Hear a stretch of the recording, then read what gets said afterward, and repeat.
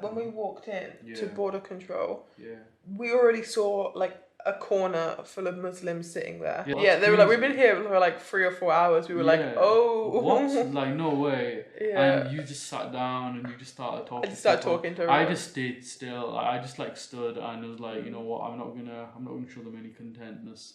Yeah. It didn't help. It didn't do anything, I'll admit. I was trying to be as friendly as possible with all of the guards there, trying to make conversation with them, you know, I was trying to get them on my side. How it did not help at all. Of course not. They just kept giving me the worst looks. Yeah. And they did not want to speak to me at all. And yeah, I was trying my absolute best, but no, there's like a barrier in front of their eyes.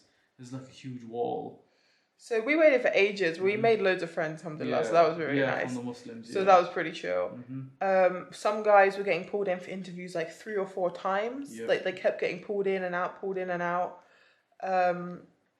And then we found out that one of the guys from our group, the Italian guy, was getting sent home, that he wasn't allowed in the country. But to be fair, he was like really tall. Yeah. And like they were definitely intimidated. Like 6'5", they were like definitely intimidated by him. Yeah, he seemed like a nice guy. Like he seemed like he wouldn't hurt a fly. Quiet. Yeah, he was very quiet, very nice. I can see why they were intimidated by him. He was so worried because they forced him to like name some of his friends and stuff like that, part of the group, thinking that him and his friends would be okay, but they lied to him. They really manipulated him a lot. Yeah. So then at this point we were like, okay, right, we need to clear our phones. At this point we realised they're going to be going through our phones, looking at our pictures.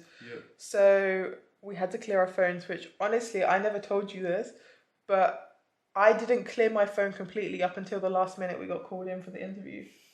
Because I had so much stuff on WhatsApp with Palestine in it. I had to delete entire conversations. Yeah, you deleted ours. with you, with Nyla, with Lauren, with so many groups I had to remove myself from and delete. Yeah. Literally, my WhatsApp is like gone. I had to delete like everything. There was over like 400 results when I typed in Palestine. Yeah, I had to like wipe my phone very quickly. Even then, I didn't get everything. You know, because I think someone misspelled Palestine instead of Pale. It was Pela. Probably me. I used to do that. I didn't. And yeah, he caught it because all he did was write Pal. I was like, oh, I can't believe I missed something. And it was about. It was me. I sent you a petition. Yeah, it was a petition. Or something. It was from me. I was like, oh, damn it. I was like, oh, no way. So yeah, he went through my phone. So yeah, they took us in for questioning after 2.5 hours or 3 hours of waiting. Yeah, around 3 hours. They took us in. After 3 hours of waiting, right? And he started grilling me a lot. He started really getting into it. He went to the point where he asked me, he told me that I'm not a good Muslim.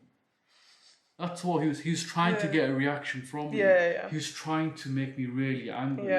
And he wanted me to say something and do something when I spoke to the Italian guy, he had a form and he showed me the form, which means that he had to be sent back. And I could see the guy who was interviewing me was also filling in the same form on my name.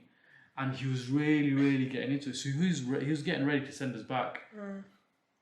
He just kept on grilling me. I remember at one point you came out because he wanted to see where we were staying and all the stuff was on my phone. Do you remember? He was getting so annoyed at that. Yeah. Okay, plug. So what happened, is all the details were on my phone for the Airbnb we were staying in. So they needed them. My phone was dead. And I was like, oh, if you want the details, I need to charge my phone.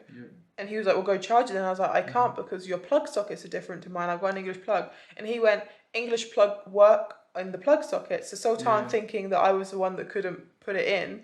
Sultan laughed. Bad with shapes. Sultan laughed and said, because we have a running joke, you're bad with shapes. Because we have a running joke that I'm bad with shapes. Sultan laughed and said, oh, Aisha couldn't fit it in. And the guy got mad. He was like, are you laughing at me? Why are you laughing at me? I was like, I'm not laughing at you. It was so weird. He was doing it on purpose. He knew we weren't laughing at him. He was just doing it on purpose. Yeah, and he kept going, you laughing at me? We'll see what happens. He said that he threatened me. He kept threatening. It was so weird. He kept threatening. And then, he grilled me. He was like, you think I'm a joke? You think I'm a joke? We'll see who's a joke. I'll put you in prison. I'll put you in jail. Honestly, he was threatening me like this a lot. So crazy. Yeah. He just kept on coming at me. Alhamdulillah, I kept as calm as possible. But my heart was racing. I wanted to either punch this guy or scream at him. or do something stupid. Yeah, and when you came in, like he asked me about your story and your Riva story. He wanted to match it up, make sure it's right. Yeah. Obviously, you were panicking. You got some of the dates and times a bit wrong. Yeah. And he took notice, but he brushed it off. Alhamdulillah. It was a horrible experience. A horrible experience. I was insulted. I was degraded. Yeah. There's clearly racial intentions there. Yeah. And he really didn't like it at all. And then after all of that, he finally sat me down. He took you back, and then he sat me down and he spoke to me. He's like, I don't, you have to promise me, like, you're not gonna do anything violent, you're not gonna cause any difficulties, you're not gonna start anything up. I was like, yeah, I'm not. He said you're on a watch list. I know you're on like a watch list or something. I don't know if I do anything, if I step out of line or all this crap. I'm like, what? Okay, fine. I'm not here to hurt anyone. Yeah. And then he sat me down, and then another brother is there, and I start speaking to him because I've just been questioned for like a full hour and a half with you as well. Half an hour with you and an hour just by myself, and then I'm sat with him, and then the guy comes, is like, I see you talking to him, like he just started shouting at me, like he's like, how dare you speak to people? You're not allowed to speak. I see what you're doing on the camera. And then the other guy got in trouble for it as well. Poor you're sat with another Muslim brother who's lended you your charger. So I'm like, okay, I can't speak to that guy. I'm gonna sit next to my wife. The poor guy who was lending his charger to us, he started packing up his stuff to move away from us because he knew we were trouble. Well, he knew that I was trouble, not me.